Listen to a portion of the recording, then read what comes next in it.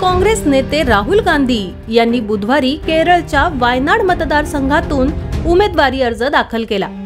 याच मतदारसंघातून त्यांनी 2019 साली विजय मिळवला होता।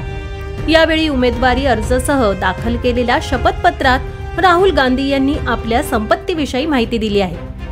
राहुल गांधी यांनी 4,30,00,000 रुपये शेअर बाजारात गुंतवले आहेत, तर म्युच्युअल फंडात 3,81,00,000ची गुंतवणूक आहे। राहुल गांधी यांच्या बँक खात्यात 26,25,000 रुपये आहेत।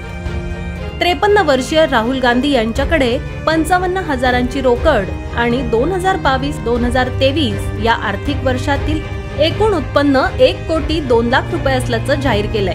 त्यांच्याकडे 15,20,000 रुपयांचे गोल्ड बॉन्ड आहेत। तसेच त्यांनी राष्ट्रीय बचत योजना, पोस्ट खात्यात बचत, इन्शुरन्स पॉलिसी आणि इतर मिळून 61,52,000 रुपये गुंतवले आहेत।